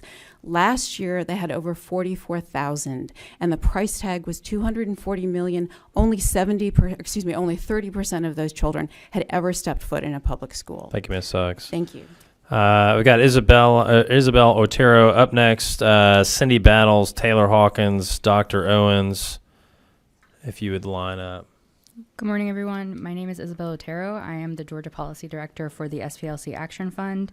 We're very disappointed to see this bill continue to divert much-needed resources from public schools, especially for those serving students living in poverty. For a parent to accept these funds, which will unlikely cover the cost of a full private school education in our state, they will be giving up some of their child's federal civil rights protections. So you're essentially, with this funding, perpetuating discrimination and some of the disparities that you've heard already this morning. Our legal team hears from these parents often. Parents whose children with disabilities are attending private schools and are not receiving appropriate services, support, or accommodations, and instead serving students in these private schools. They might initiate disciplinary proceedings against these students because of the behaviors that are manifested due to the student's disability. And so when a family enrolls a child in a private school, they are often unknowingly waiving these rights. And because they are waiving these rights to both constitutional and statutory under Georgia law, some of these children will face disciplinary action and not have the due process that is afforded to them in public education. So once again, I know I'm out of time. I appreciate Thank you, Ms. Otero. I appreciate your time. Thank you. Thank you. Sydney. Good morning, bright and early. Lots of coffee. My name is Cindy Battles, and I am the Policy Director for the Georgia Coalition for the People's Agenda. But today I'd like to talk to you as a parent with two children who grew up in the public schools in Coweta County. First of all, the math ain't mathin'. We can talk about funding the QBE all we want to, but funding the QBE is a lot like paying minimum wage. It doesn't pay the bills. The Senate spent a good amount of time and money going across the state this summer and fall listening to schools tell y'all they don't even have enough desks for their students. So you can't say that we're going to take $6,000 per student and it's going to follow the kids, but somehow or the other public schools are going to have more money. And I appreciate this may help some kids, but what about mine? Because I was an ingenious single parent. I made sure my kids had a stable place to live, and I made sure that they had food, and I made sure I kept the lights on. My daughter knew we were really broke when we had hot dogs for dinner, but she said I always managed to bring chili, so she didn't feel too bad. My son was in an EBD classroom because of trauma, and that EBD classroom had to be ended because of lack of funding. I couldn't take him to a private school. Even if I could have afforded it, it was across the county. Y'all know how big Coweta County is? It's big. Yeah. I had to get to work. I had another kid who would have went to public school. I am begging y'all to remember these kids, these 90% of kids who need public schools and need these resources. Thank you, Ms. Please, Battles. please Thank do you. not move this bill. I appreciate it. Actually, I've got Mr. Hawkins up next. I'm sorry. Yeah. And then I think you're next. Yep. Thank you, Mr. Chairman. We appreciate, appreciate Senator Dolezal's work on this bill. Taylor Hawkins with Frontline Policy Council. We are a Christian nonprofit organization focused on protecting family and Christian values. Just want to recommend our hearty support of this piece of legislation, recommend that you do pass it. Wanted to mention briefly, you heard a mountain of data from the senator earlier, and there is piles more where that came from. If, contrary to the impact in almost every single state and almost every single study, you do see the negative impact that some have described, we can certainly come back and restrict or direct these funds elsewhere in the future. But I think that that the pattern of data would lead us to suggest that the impact on both schools and students as well is going to be net positive. What this bill recognizes is the simple truth that no one school can meet the needs of every single student just because they happen to live nearby, and parents should be empowered to choose a school that is customized for their student and meets their educational needs. So with that, just want to thank you again for the work on this bill, and appreciate this committee passing this bill. Thank you very much. Thank you, Mr. Hawkins. 54 seconds. Dr. Owens. Yeah, actually, Dr. Oates. Oh, my bad. And that's fine. That's fine. I'm proud superintendent for Octa County Public Schools. Oh, there. And there are many good reasons to vote against this legislation. It exacerbates public educational funding challenges by diverting millions and millions of dollars from an already nearly 40-year-old antiquated funding formula that has only been fully funded more recently. It establishes a separate and unequal accountability structure that holds public educators and students to a higher standard than their private counterparts. It threatens to increase achievement disparity by targeting the most struggling schools for voucher access, which could predictably have the impact of inducing what I call bright flight. Perhaps most disheartening, it forces families of students with specific learning needs and some with disabilities to choose between getting those needs unencumbered or getting their IEP accommodations or the voucher. What often happens when families realize the unfulfilled and failed promises of such voucher schemes, they return to our public schools dispirited and disillusioned and seeking the additional help and resources that they were perhaps denied at the private schools, but that our public schools offer, such as MTSS and RTI support, effective Tier 1 instructional strategies, and 504 EIP and IEP support, to name a few. The irony being that as a result of the diversion of funding by way of vouchers, public schools are less funded than they otherwise would have been. Thank you. Thank you. Y'all are going out of order on me. Thank you, Superintendent Oates. I'm the Dr. Owens. You're the doctor. Doctor's in the house. Go. Thank you so much. My name is Dr. Stephen Owens. I'm the Education Director at the Georgia Budget and Policy Institute, nonpartisan, nonprofit research and advocacy organization. I had 2 minutes worth of testimony here, so I'm going to go a little off script. Frankly, it's really hard to hear 1 out of every 4 schools in the state of Georgia referred to as failing. When you isolate the number of the students in those schools, over half of the students in the bottom quartile of CCRPI's data are directly certified for free lunch. At the same time, Georgia is one of only 6 states that provides 0 specific funding to educate students living in poverty, and I refuse to believe that a private education system that will not educate certain students with disabilities, that was started out of segregation, that regularly refuses to educate certain types of students, is any sort of success for the state of Georgia. Any dollar that could be spent on this voucher would be better spent to serve the inclusive, excellent public education system in Georgia. Thank you. Under a minute. That was great. Got one more. Cicely? There she is. And then I've got Lisa Morgan,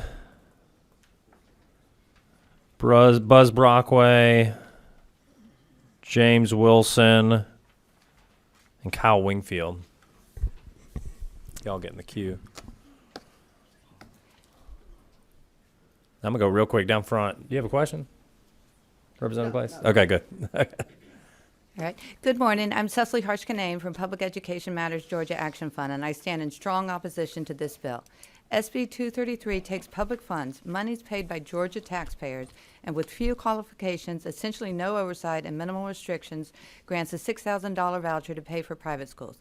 This is not what our K-12 education budget is intended for.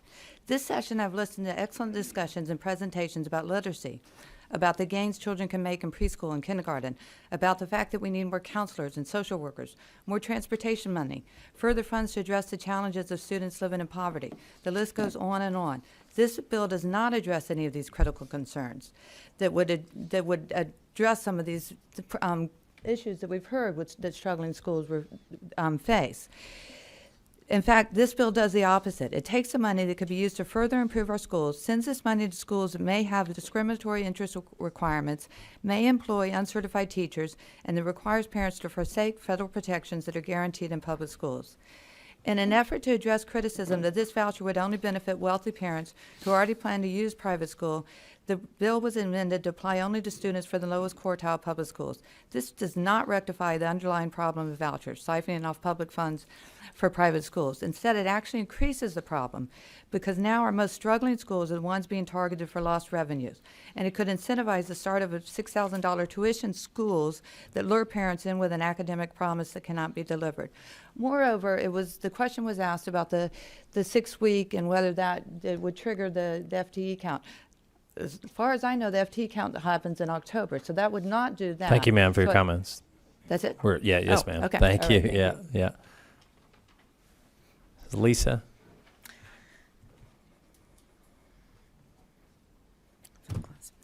Good morning. My name is Lisa Morgan. I am a kindergarten teacher and the current president of the Georgia Association of Educators. You asked earlier for the teachers in the room to stand up, and I noticed that I was quite alone in standing.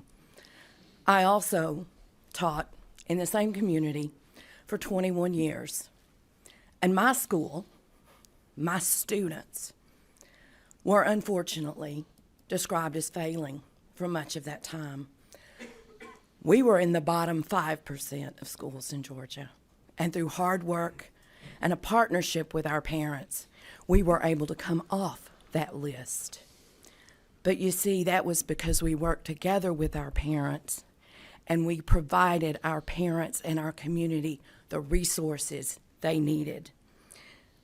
The Georgia Constitution says the provision of an adequate public education for the citizens shall be a primary obligation of the state of Georgia.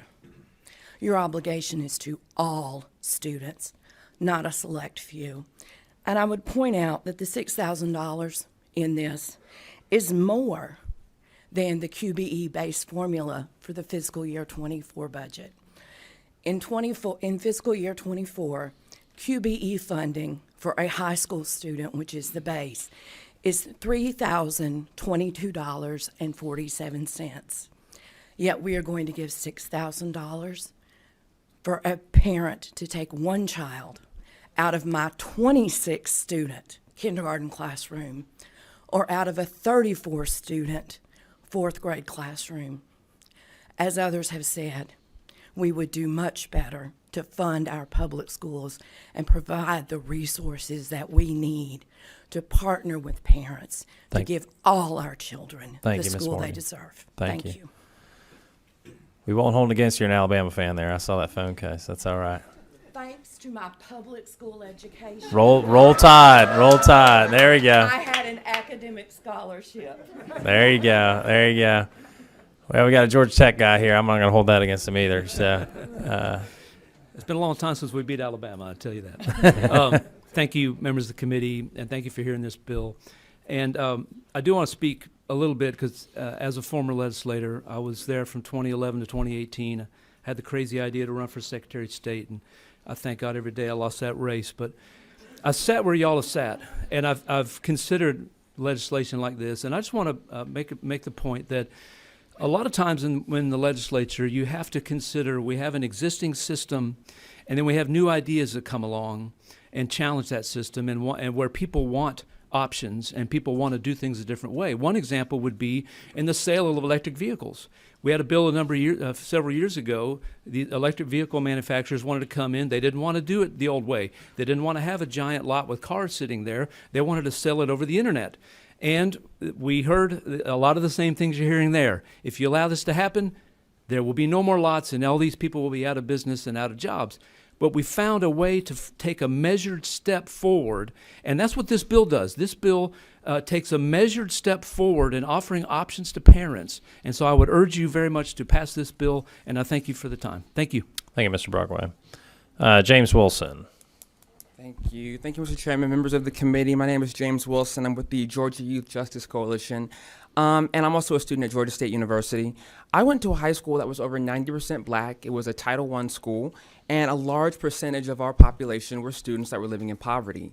And my high school is identical to a lot of the high schools that we now deem as failing. A lot of the high schools, middle schools, elementary schools, Title I students, majority black populations, and large populations of students living in poverty.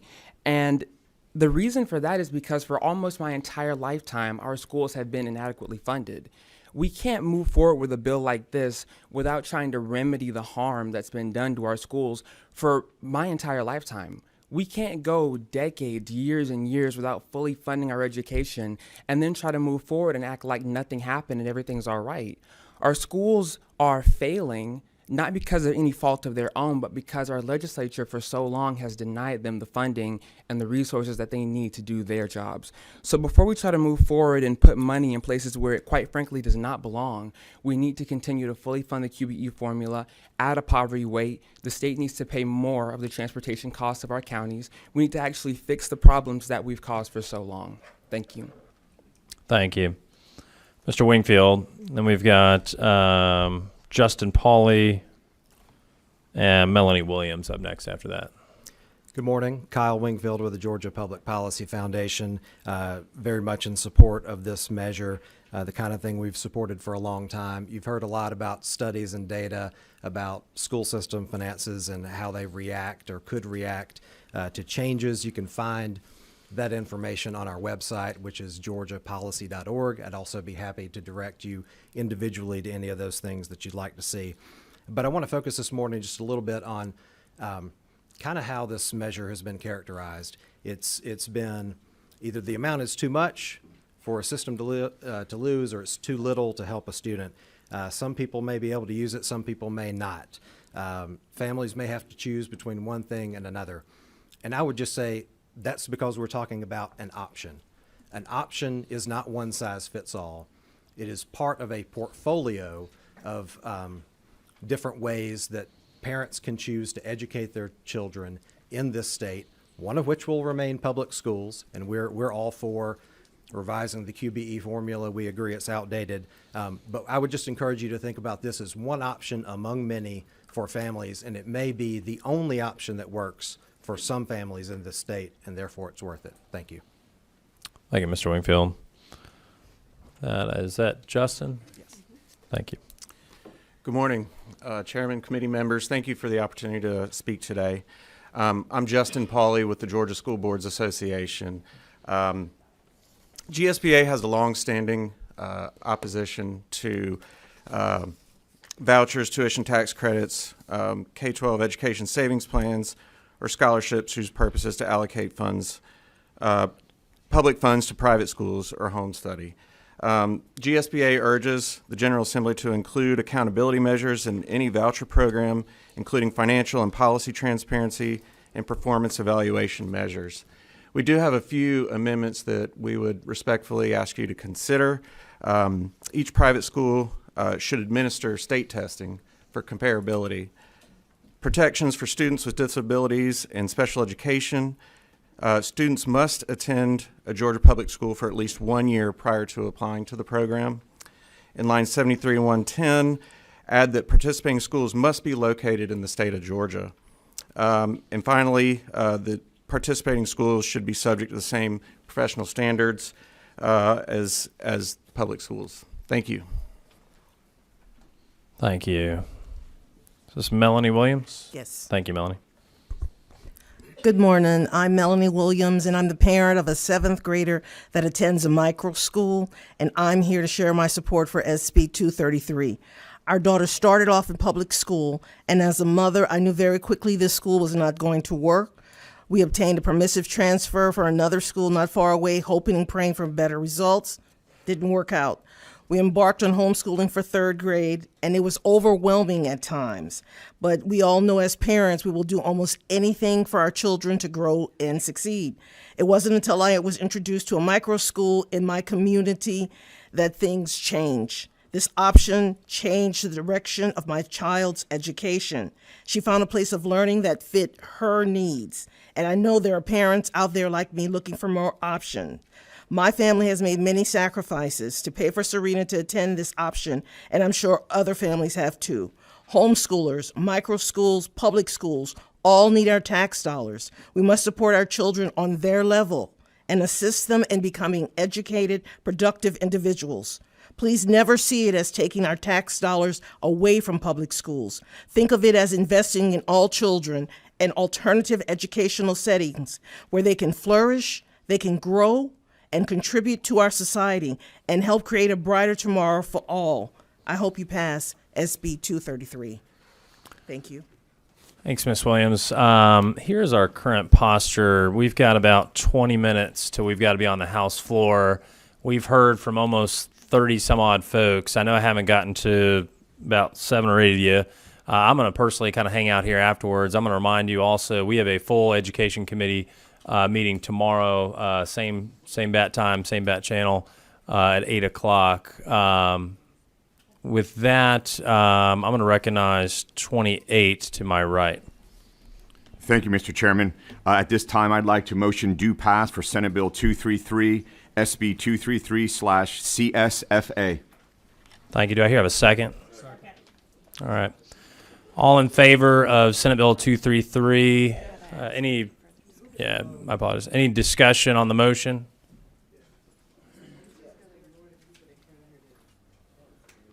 I'll recognize number 1 down to my left there. Yes, thank you, Mr. Chairman. Could I have some clarification? This is my first year on education. Who gets to vote in the subcommittee meeting? And we're going to, I guess, address the amendments in full committee, but who gets to vote today? Yes, sir. So today voting, we have members of the committee, ex officio members, and then we also have members here who are standing members of all committees here in the House. Those standing committees, do that include subcommittees? Because typically, I think a subcommittee, like if someone's in education, they can't come to the subcommittee and vote, or can they? I believe it applies to all committees in the House. Because if that's the case, then I would say that we should allow all education members who are here to also vote. Recognize 23. Subcommittee members of a committee or of a subcommittee, members of a subcommittee are allowed to vote. Ex officio members of a committee, and I think it's listed on your agenda, they're allowed to vote. Speaker Pro Tem and Majority Leader are ex officio of every subcommittee and committee in the House, per the rules of the House. Per the House rules.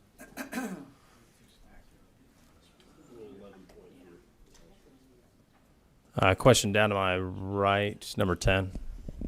I believe this is the opportunity to weigh in, right? Correct. Discussion Okay. on the motion. All right. So there was mention of funding swap. And what I wanted to be clear about is that a funding swap that starts at $3,022.47 from the state's coffers now to doubling to $6,000 is not a funding swap. Last but not least is that there are federal and state protections that students will give up when they leave the public school and go into private.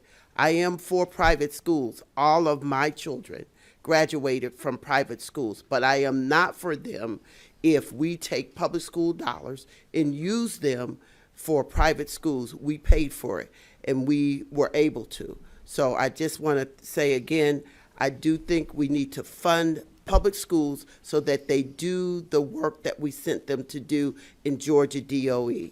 Thank you. Thank you, Representative Glaze. And just a reminder, the committee, the current posture we're in is we have a motion, a second. We are discussing the motion. Amendments are appropriate at this time, not debating the bill or comments on the bill. With that, I will go to 18 to my right.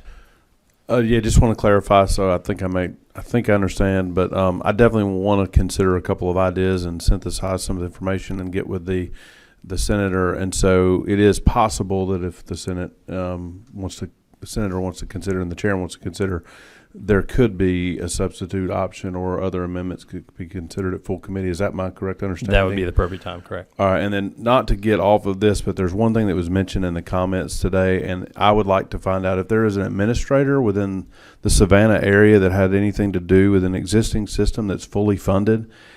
We heard testimony from children that there are rats falling down. I know that sounds silly. It's not gerund to this bill, but I'm extremely concerned when those local folks have a responsibility to make sure they have a safe school. And there was testimony from children today that that's the case in one of our public schools. It's just highly concerning. I think the committee members need to be aware if that's, the egregious in that. So if there's an adult that can verify that, I'd like to speak to him after this meeting. Thanks. Thank you, Mr. Flourlier. I'll go to 16 to my left. Thank you, Mr. Chair.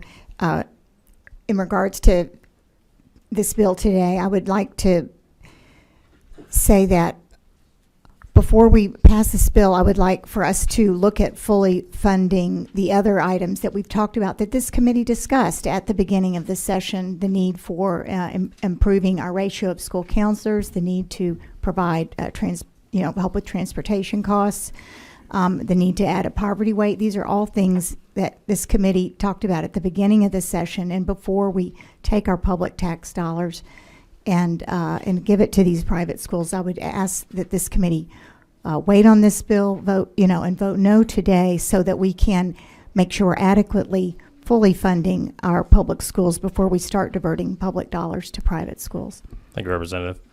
Last question down to my left, Representative Wilkerson. Thank you, Mr. Chairman. Would now be I know we're going to make additional amendments tomorrow. Will it now be an appropriate time to make an amendment if there's an easy one? So we will not be entertaining amendments at this time. Okay. But yes, it would be appropriate at tomorrow's meeting to enter, or Thank in you. the interim. Thank you. We'll do yes, that. sir. Thank you. Yep. 23 with a question. I would just like to clarify. I have the base weights from the House Budget Office, and the QBE weights, I really don't know where the $3,000 number came from. The lowest base weight for grades 9 through 12 is $5,287. QBE weights go all the way up to $26,492, and the average, if you multiply the number of children at every weight from kindergarten, which is at 9,565, all the way up to down to the base weight, is about 6,600. Just to clarify as to what the actual QBE weight number is. And furthermore, I did just want to clarify that public education does not have a dedicated funding stream, unlike transportation, which has the gasoline tax. So if one was to take the transportation tax, which by Constitution is directed towards roads and bridges, and put it towards transit, one could absolutely conclude that you were taking monies away from roads and bridges. In the general budget, we fund everything from adoption services to higher education to elementary education, increasing the funding, say, for Medicaid expansion, which we did this last year, to 12 months of postpartum care, absolutely with that reasoning that this would divert money from public education, also diverts money away from public education because it is one general budget, no different than your budget at home. Your budget at home, you could say that going to the movie takes away funding for you to buy enrichment books for your child, no different than you are here. So it would be incorrect to conclude that putting money towards this takes away funding from public education. Thank you, Madam Speaker Pro Tem. All right, guys, we got to be on the floor here at 10, so I'm going to go real quick. Representative Carter to my left. Thank you, Chairman. And with all due respect that I can find, Madam Speaker Pro Tem, this legislation literally says that the student funding that would have went to that public school will go to that private school fund that the parent has access to. So as an accountant, if that's not diverting funds, I think this is a perfect example of diverting funds. Whether you decide to pass this bill or not, I think one of the things that we always have to do is just be honest. It is. If I had children in school and they were slated for Lithonia High School, that's probably on that list, and I decided to send them somewhere else, Lithonia High School wouldn't get that money. That school or whatever expenses that we use that's approved in this bill would go there. Thank you. Thank you. I'm going to recognize one more speaker to my right, and then we're going to take up the motion 23 to my right. Well, just to clarify, so the QBE funding would follow the student because the school system would no longer be rendering services. That is correct. What is absolutely correct is to say that the school system would result in a net positive funding for services rendered, because the local funding would remain. The federal funding, the grant funding, the nutrition funding, the transportation funding, the capital construction funding, and the local funding for operations.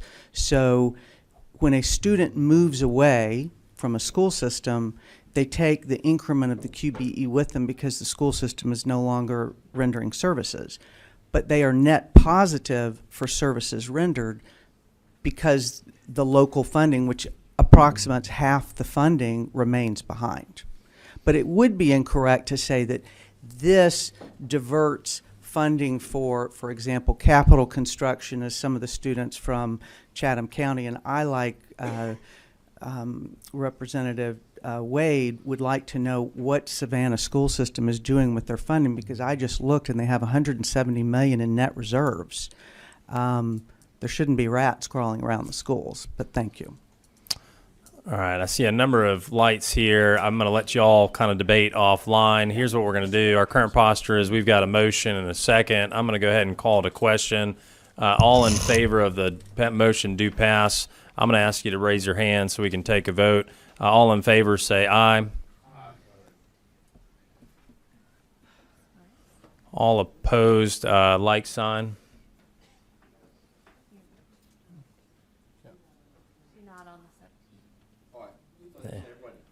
No.